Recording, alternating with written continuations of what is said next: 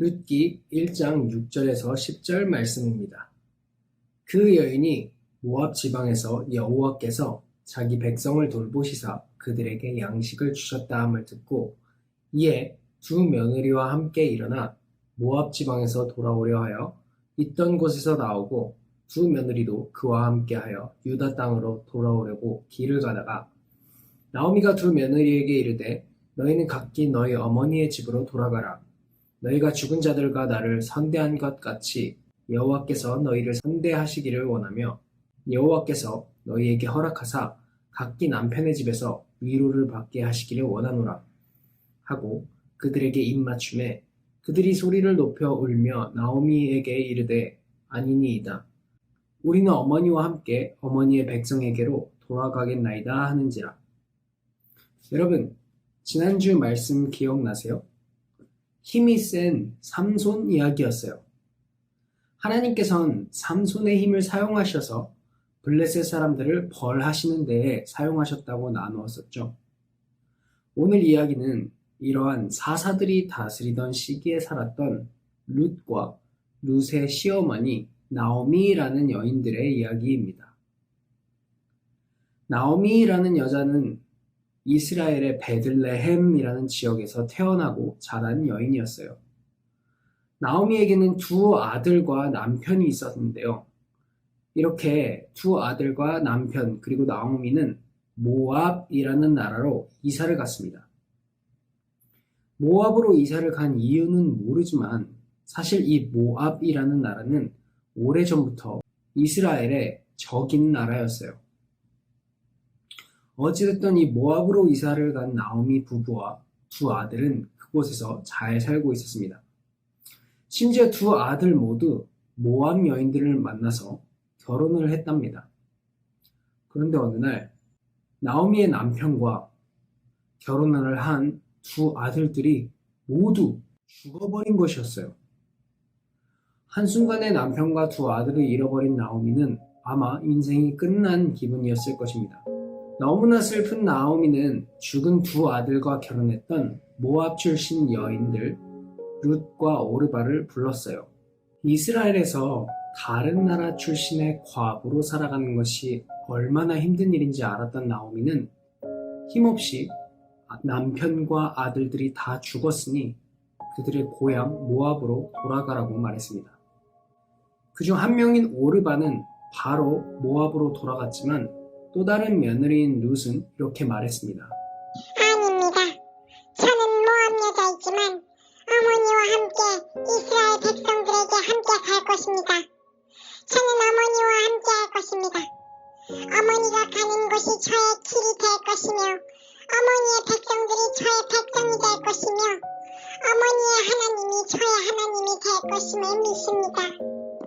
이제 완전히 혼자 남았다고 생각했던 시어머니 나오미는 룻의 이러한 신실함에서 나온 고백과 결단에 큰 위로와 힘을 얻었습니다.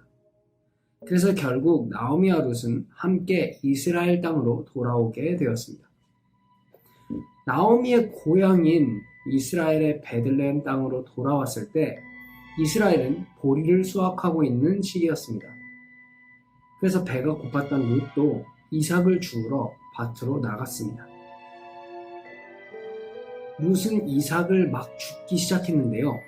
그 룻이 이삭을 줍기 시작했던 밭은 보아스라는 이 나오미의 친척이었던 사람의 밭이었습니다. 보아스는 우연히 룻의 이삭을 자신의 밭에서 줍고 있는 것을 보고 일부러 일꾼들에게 더 많은 이삭을 떨어뜨리게 해서 룻이 더 많이 주울 수 있도록 도와주었습니다.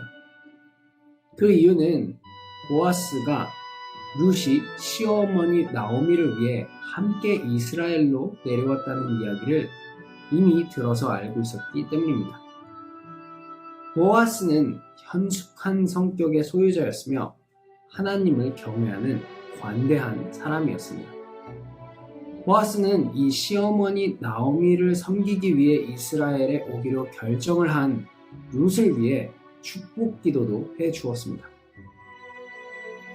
그리고 이삭을 많이 주어온 룻은 그날 집으로 돌아와 나오미에게 보아스라는 사람을 만났다고 이야기해 주었어요.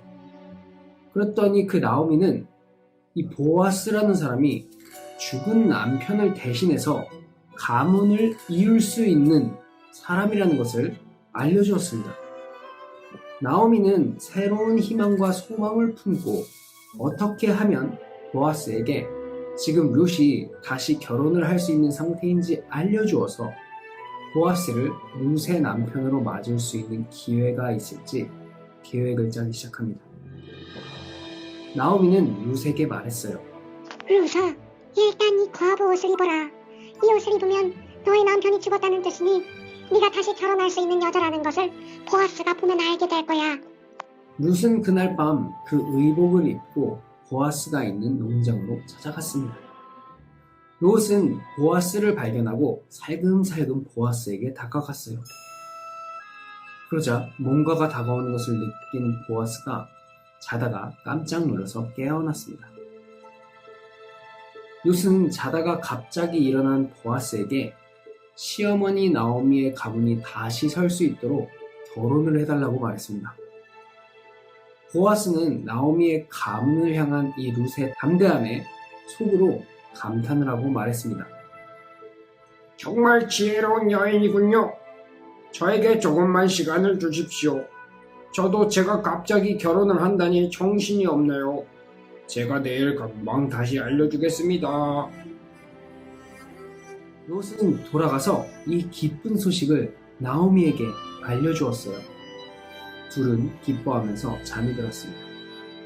그 다음 날 이것을 위해서 회의가 열렸고 결국 보아스가 나오미의 가문을 이어받을 자로 룻과 결혼을 하기로 결정이 되었습니다.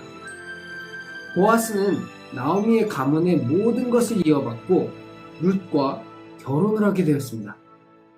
그리고는 오벳이라는 아들을 낳았습니다. 여러분, 오늘 이야기에서 룻은 왜 그렇게 이 시어머니인 나오미의 가문을 다시 살리기 위해서 결단을 하고 보아스에게 결혼을 하자고도 하고 꼭 이렇게까지 해야 되나? 라고 생각될 정도로 열심히 나오미의 말에 순종을 했을까요? 룻이 믿음이 강하고 착하고 대단한 여인이라서 그렇게 할 수 있었던 것이었을까요? 아니에요. 왜냐하면 이 룻은 하나님을 잘 알지 못하는 다른 나라, 모압 나라 여인이었기 때문에 하나님의 약속에 대해서는 잘 알지 못했습니다. 하지만 하나님께서는 아브라함과 그 아들들의 아들들을 통해서 하나님의 약속을 이루실 것이라고 말씀하셨었어요. 하나님께서는 하나님을 알지 못하는 다른 나라 여인 룻의 순종을 통해서 보아스라는 사람과 기적적으로 결혼을 시킴으로 하나님의 약속을 이루어가고 있는 것입니다. 어떻게 그 약속을 이루어가고 계실까요? 오늘 룻과 보아스가 결혼하여서 낳은 남자 아기 이름이 오벳이라고 했었어요. 오벳이 누군지 기억하시나요? 나중에 이 다윗 왕의 할아버지가 되는 사람이에요. 하나님은 지금 이 모압 여인 룻과 보아스의 결혼을 통해서 이스라엘 역사상 가장 위대한 왕 다윗의 할아버지를 낳게 하신 것이었어요.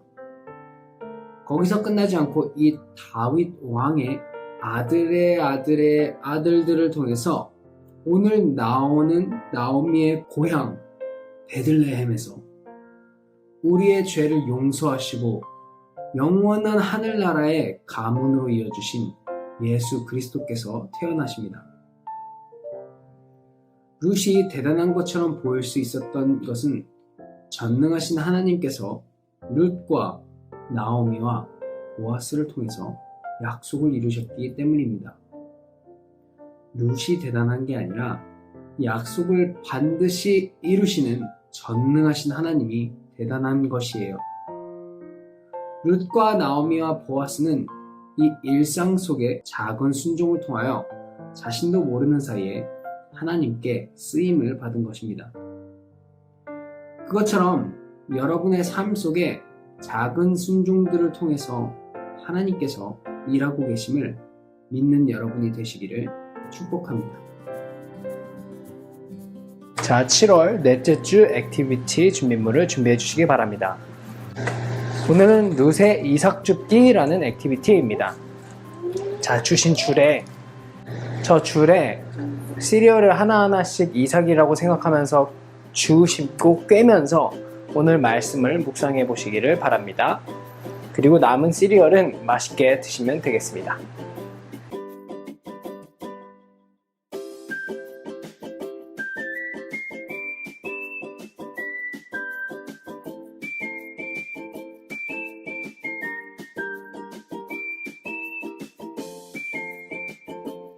자, 룻의 이삭줍기가 완성되었습니다. 모두 수고하셨습니다. 아벨아, 오늘 룻이 이삭줍기를 해서 보아스랑 결혼을 했죠? 이 룻은 시어머니 나오미를 따라서 하나님을 믿기로 결심하고 작은 그 삶 속에서 순종하면서 하나님을 잘 믿었어요. 아벨이도 그렇게 하나님 말씀에 잘 순종하면서 하나님의 자녀가 되는 축복이 있기를 바라요. 아멘.